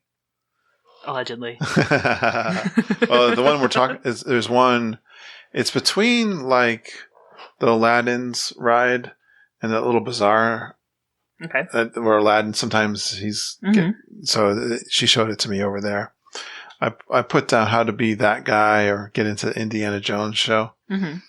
Those are pro tips. If you want to get to the Indiana Jones show, get there a little bit early. Get down. I like to get down there a little bit lower. And then wait for the announcer lady, the MC lady to come out. And you know she's going to start picking people. Jump up and down like a raving maniac. Yeah, it helps that you're like 6'2" and this big guy who does not look like he would be a big Disney fan. With a big smile. Yeah. That's true. I've talked many times about how to be that guy. And this time I really did it well. I played it well. We had a fast pass and I was able to position myself before we got into the theater so that I could be in the far right side. I could be in those, let people go through to the other side of the theater towards the exit. Mm-hmm. So I could be in that first section there. There's like 4 rows. It's not a perfect science. And, but I've done it 3 times. So it's usually in that general section. That's a big thing. And then, I don't know, this is a fun one. Probably everyone knows this one, but the little hidden key at the Muppets underneath the mat when you first walk in on the right hand side. Sometimes you can't reach it because they got it blocked off. Okay. But, I haven't looked at it in a long time. Yeah, you can lift the mat up. Those are a couple of the fun little things I was thinking about. I'm thinking, when you say tips, I'm thinking more of how to make your trip more efficient. Yeah. No, definitely like how to beat the crowds kind of things. Yeah. Most of we already know. It's to go early, get things done in the morning. Yep. Because people are sleeping. Yeah. I don't know. I always let the people who want to speed demon through the parking lots go first because they usually end up filling up the spots before you, so you get closer to the to the trams. When you're parking your car? Yeah, when you're parking your car. Always, always, always, if you have annual pass or any kind of discount, your DVC, whenever you're checking out, ask if they do any kind of discounts. Yeah. Everywhere you go. Because some places do, some places don't. It's different. It's better to ask because it could be 20% off, which is... Is that something you learned being a retail clerk at the... Yeah, because so many people don't ask. As a cast member. Yeah, so many people don't ask. Or like after they're done, they're like, oh my gosh, I've got DVC or annual pass. And I was like, okay. This is a no-brainer. You got to have a plan. Yeah, you got to have a game plan. One of my favorite stories, Lindsay tells me, she was working at the yacht club, and people would come in. I don't know if you had more than one person and ask you. So many. So at the yacht club, the merchandise location was under construction when I was working there, like halfway through. So we got moved into the lobby, right outside of the restaurant. What's it called? You ate there this past trip. The Ale? The Ale and Compass. Ale and Compass. Right outside the doors of Ale and Compass. So, like, if I would turn to my right, it was right there. Like, the big sign and everything, the doors with the cast member standing outside, to the hostess and everything. It's right there. Yeah. People come up to me, look me, and I say, how do I get to the Ale and Compass? Yeah. You made it. You're there. Sort of thing. Oh, my favorite one or was... they come to the Disney Springs and be like, how do I get to Disney World? I'm like, ta-da! Do they mean Magic Kingdom? Yeah, they mean Magic Kingdom. Or how do you get the... Or where's Harry Potter? I'm like 30 miles that way. Obviously, they've showed up with no research whatsoever. No. That's a You're guaranteed... in the wrong place, buddy. Guaranteed to have a rough time of it. All right, let's cover a few more things. Do you have anything that you're excited about for coming new to Disney parks? Wendy Fox. excited, or it's like I'm looking forward to the new show in Epcot, the New World Showcase nighttime show. Anxious, but I'm excited to see something new there. You're a tough critic. Yeah, well, after what they did to me with Wishes. I'm gonna say we just saw today as we're recording this, the new barbecue Regal Eagle has opened up at the American Pavilion. That's the best thing ever. I've been saying this forever. When they had the big smoker out front for the Flower and Garden, it's like, why don't they keep this thing here? I don't know why. They like this. Why were they serving McDonald's at the? That is the pavilion? Worst quick service on property. Is the American? It was quick service. Now it's a barbecue. It's much better. Yeah, so that is one thing I'm excited. There's so many cool things coming. It's really mind-boggling. Yeah, I was going to say Ratatouille. Yeah, Ratatouille. Epcot has a lot coming, but Ratatouille is one of them. The Space Restaurant over at Mission Space. Right. I think really just the whole overhaul of the Epcot main entrance very area exciting. And Future World is going to be really cool. They're going to have an amphitheater as you walk into coming into World Showcase, and it's going to be 2-tiered, and it looks like Central Park, like with trees. And if you go, the Odyssey building now has an attraction or a preview of what Epcot's coming to Epcot. Definitely don't miss that when you're there, and you'll see that the Imagineers did a great job with some video presentations there. That's 360. So the only thing I'm worried about is my poor Figment. I know people have very strong feelings, Holly, about Figment. Right. And the last time he had an update, and they don't care for the way he is now. No. But I like him because that's. Do you think they're going to do it again? Had. I think they're going to update. They should update it. I know. Well, right now, I think it was Moana's set to take that. I'm excited about Moana. I think. I love Moana, but I'm worried about Figment. Okay, no, I can understand your concern. I'm sure whatever they do with Moana is going to be fantastic. The Galaxy's Edge. I have no idea what's going on right now. there. No, I mean the roller coaster at Epcot. Oh, the Guardians of the Galaxy. They took over. That's exciting. Ellen got the boot. Everything going on at Epcot is really exciting. I mean, the train, the runaway train, Mickey's Runaway, what's it called? Yeah, Mickey's Runaway Railroad. I was thinking, I'm really missing that attraction of the Great Movie Ride. The Great Movie Ride. See, I think it died a few years ago. The second they replaced the so you're not so the upset? live performer, it was gone. You're not too upset.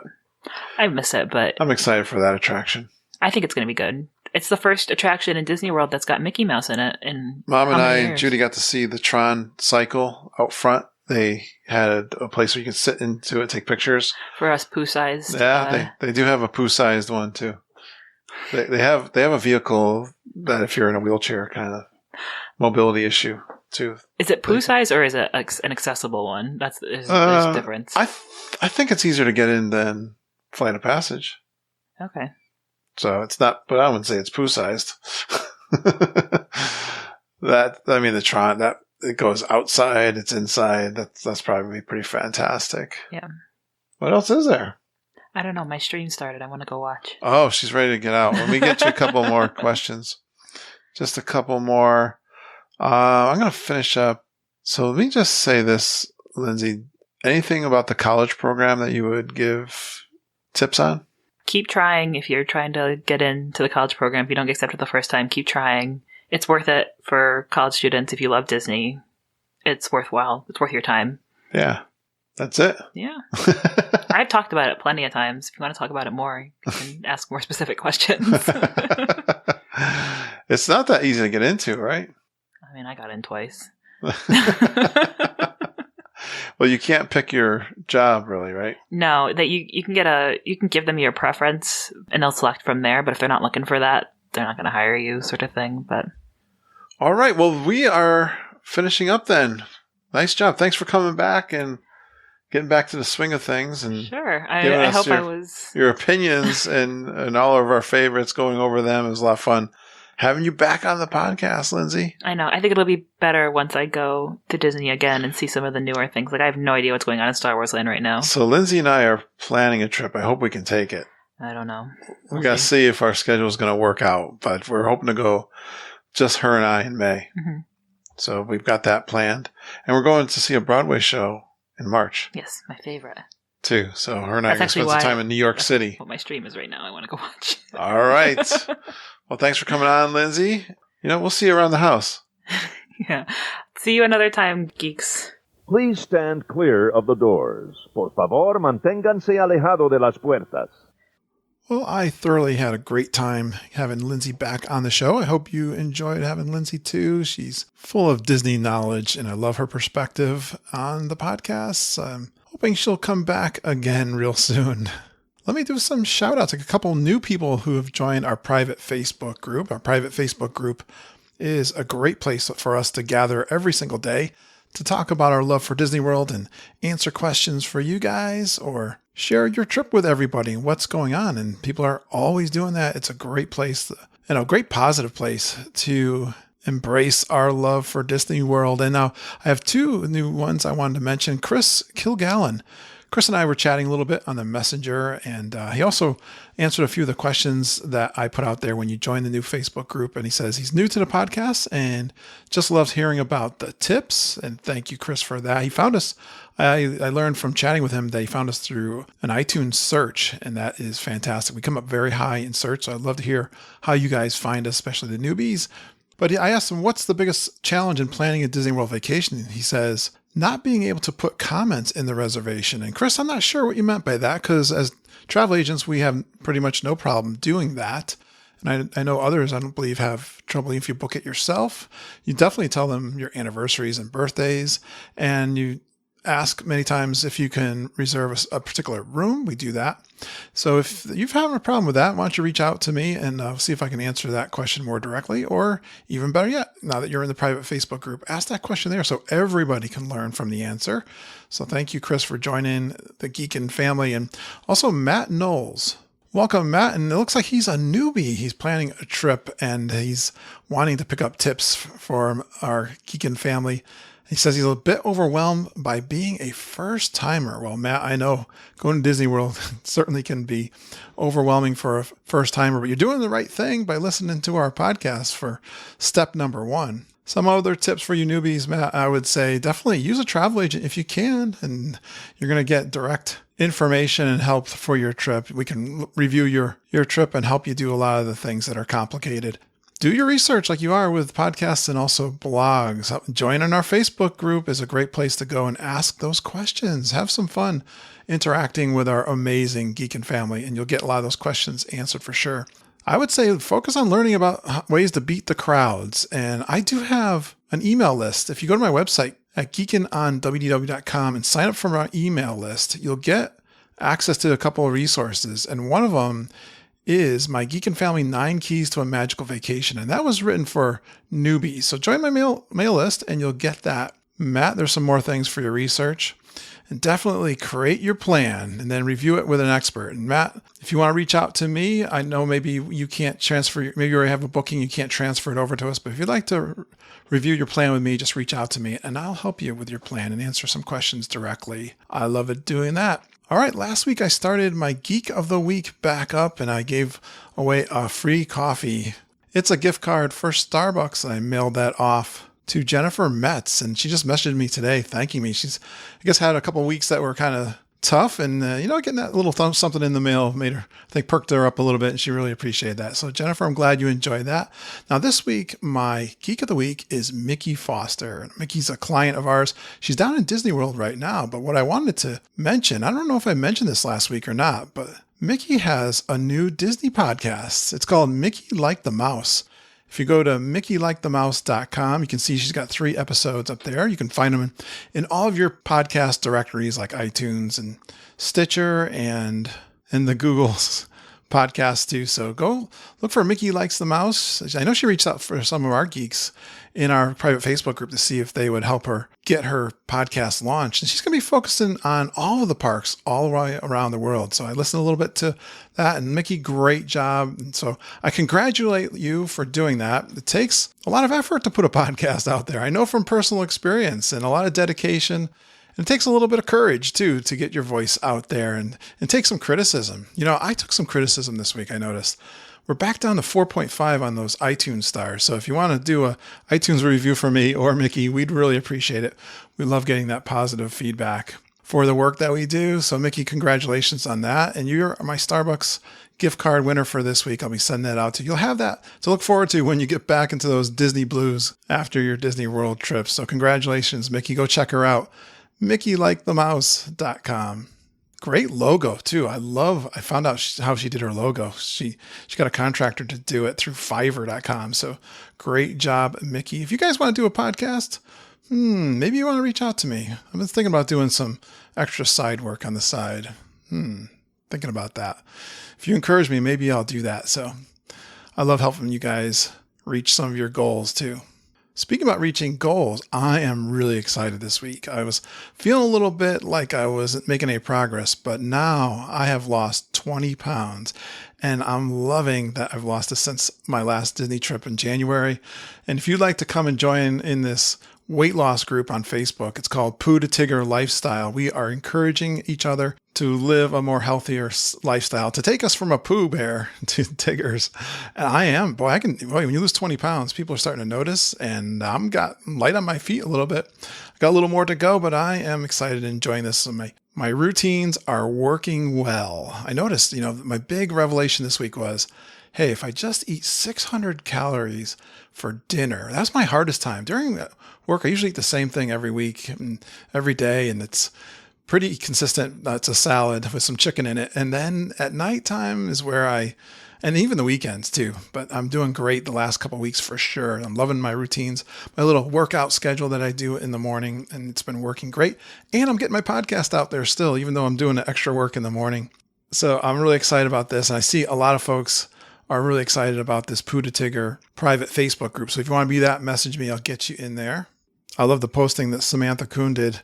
I think it was yesterday. And she really praised us and said she was thinking about us because she wanted to do a 7-mile run. And she thought, thinking about us and this group, and that we would rather see her run than not. And to do those extra couple of miles gave her encouragement. So thank you, Samantha. I love that. I see a post here from Lauren Ike.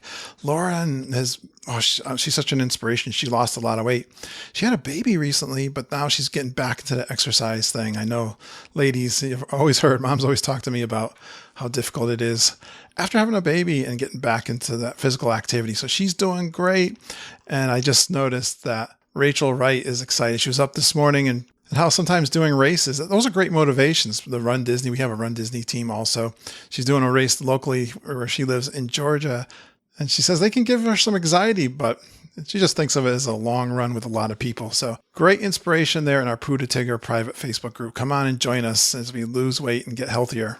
Well, exciting that we're always planning our next trip, and we are planning the next Geekin' Family reunion to Disney World for February of 2021. We're less than a year out, and we're actively planning and promoting the next Grand Geekin' Gathering, the G3. So book your trip. We'll start with the pre-event activities. They're going to start Thursday, February 18th. A bunch of us will get together, I'm sure. And then we're also going to have the Kessler Run game on Saturday, February 20th. Our bingo scavenger hunt will happen during that weekend for prizes. And we'll also do that big picture shot of the whole Geekin' Family reunion over at Epcot on Sunday, February 21st. Take that picture in front of the lake, and then we'll head on over to the Mexican Pavilion for some frozen lime margaritas and maybe some nachos and a big meetup, and that's going to be a lot of fun. I can't wait for that weekend. And it's also the weekend of the Run Disney Princess Half Marathon, so if you're planning for that, this works out really well for you. I've got a private Facebook group. It's called the Geekin' Family Reunion G3, February 2021. So let me know if you'd like to be a part of that. If you're attending, I'd like to get you in there, and you can get up all the recent activity and all the planning that's going on for the Grand Geekin' Gathering. It's the Geekin' Family Reunion 2021. There's 69 members and they're already. That's so exciting. Contact our travel agents and reserve your room today. That was a fun intro from Glenn and Jeff Kessler, Jeff's wife Danielle, and son Andy. And I didn't catch his daughter's name. That was fantastic. That's when when Glenn was down there in January and caught up with his brother and family. So love that, leaving an intro for us. And I hope you guys can do that too. It's easy. You don't have to be in the parks to do it. I love getting those new intros in the mail. I've got another one from Deirdre Watts. I'll play that one next week, Deirdre. But you can create one too for us. It's fun. Just use your phone. There's lots of apps to record. You can even use a video if you want. I'll just take the audio out of it. If you need some help with that creativity, I suggest you tell us your name, where you're from, a fun Disney World fact or two about yourself, and that you go geeking on Walt Disney World with Curtis, Lindsay, and the whole Geekin family. Send those to kurt.stone@geekinonwdw.com. There are a couple ways for you to voluntarily support us, and I am so excited and grateful for the support that we receive through patreon.com. Go to patreon.com/geekinonwdw, and you can pledge a monthly donation to our show. It's so exciting to me the way this started. It was really organic when a couple of our super geeks got together, started reaching out to a bunch of the listeners that they knew through the community that we built, and the emails started coming in how we had Patreon support coming in. And it'll be a year in April. Yeah, we're on our 5th year anniversary, and that's coming up. Our anniversary is in April, so we'll be 6 years old coming up here soon in April. Boy, I'm glad that means the spring is coming too. I am so amazed and grateful for your support, geeks. Thank you so much. Hugs and thank yous go out to you who support the Geekin family. And I try to say thank you by putting out a live recording that I have. I have a bunch of live recordings from G3 that I've been putting out there. Let me tell you about the one I put out last week. And this one includes some chatting after the Garden Grill in Epcot, and it's all that Epcot background music you can hear me. And I'm going over to the band in Canada. They always have different kinds of bands over there, but that was a pretty enjoyable one. Caught a little bit of that and played that for you. Then Thursday morning coffee walk at the Caribbean Beach Resort. Again, this is during the G3. So you'll hear me talking about all the events for that day. Hear me chatting with Mama. And it was Halloween day that we were in. We was talking about the costumes that we were starting to see. I know Kevin Curtis Allen told me about this, and then totally out of the blue, on a different day, we were walking to Hollywood Studios, and the bus driver who was telling jokes came up to us and started telling jokes. So you'll hear some of it. He was fantastic. We ride the Millennial Falcon, and you get the audio from that ride on the attraction. After we get out of the Millennium Falcon, I'm talking to a cast member who has a little space creature that bites on his shoulder. So I had fun talking. They have so many great cast members walking around Galaxy's Edge. We do the Olga's Canteen, so you'll hear the audio from that famous Star Wars bar from all the original movies, and that is a fun place, so you'll get an idea what that's like, and hopefully you can get a reservation for it when you're down on your Disney World trip. I make a trip over to see a friend of mine that I've been meeting with for almost 3 years now on Saturday mornings virtually during a little mastermind that we put together, 3 of us. And I get to meet him for the first time. But after that, I go to the Main Street Band and I hear the band playing. So that's fantastic. And then I go back to my room. I didn't really take a nap. I just rested a little bit. I had thoughts of going to the pool, but I end up taking a little time off in the room after I'd sit down. You know, when you sit down, take your shoes off, it gets real comfortable. But I ended up going over to Epcot because I was going to the Flying Fish to meet up with Mom, Judy, and Ken. I'm riding the Skyliner, having a great chat with some guests. And then a little debacle happens when they reroute. They wouldn't let me off. I ended up being an hour late for that reservation if you heard our trip report. So that's the audio that you got. It's the Inner Circle episode 24. And there's, I think, like 13 episodes out there on patreon.com.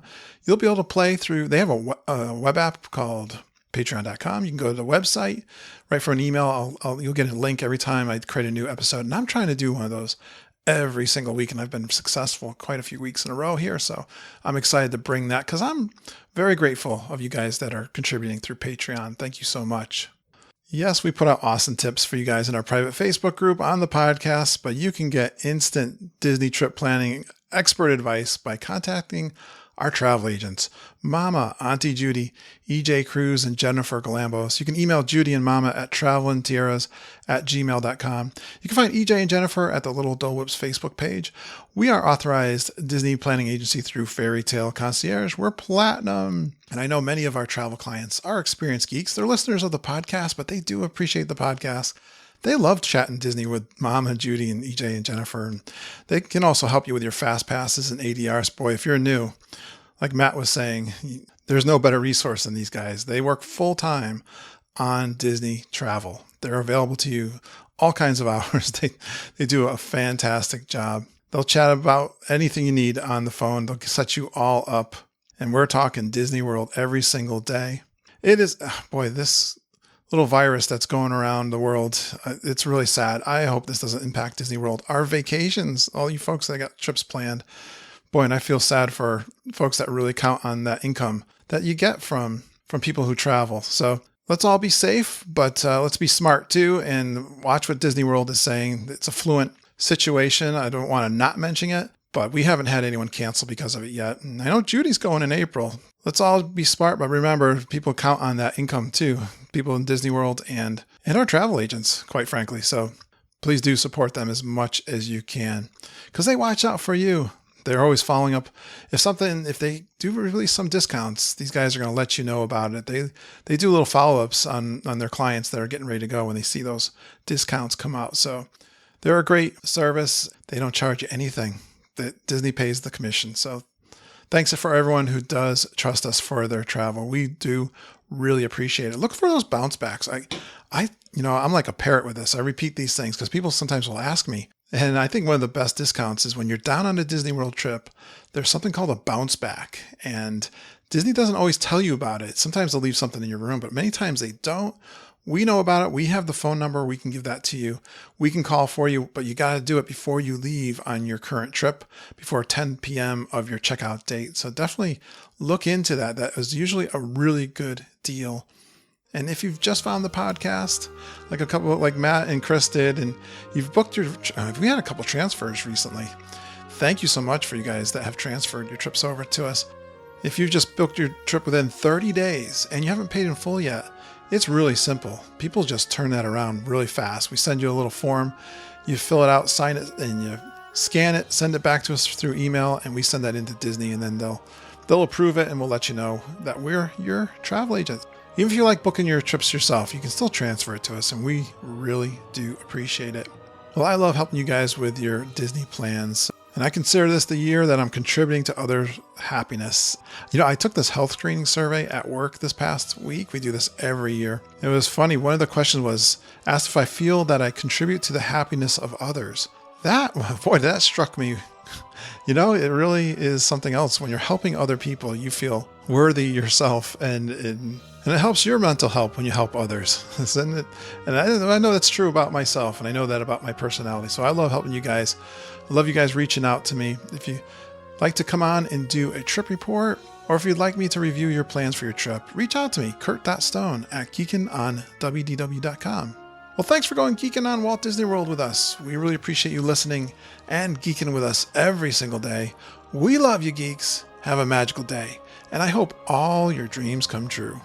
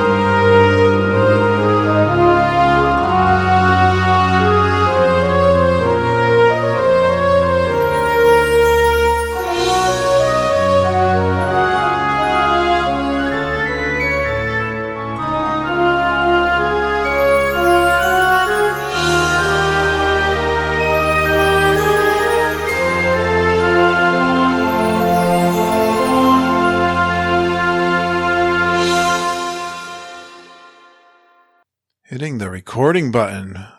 Curtis and Lindsay. I gotta go like this. Can I talk like this and still get my voice in there? I think so. I have to not be looking at my phone, otherwise you can't hear me. Right. You gotta talk into the microphone. Lindsay. All right. Oh, it just modulated on me. Hello. Why is it doing that? Because I'm talking into the phone. Hello. Hello. It's when you get too loud. That's when it happens. Turn this down a little bit. Hello, hello, hello. Hello, hello, when you're hello. talking normal, but then when you start getting excited. Yelling. Oh, okay. When it's... Hello, hello. I think it's working. Okay.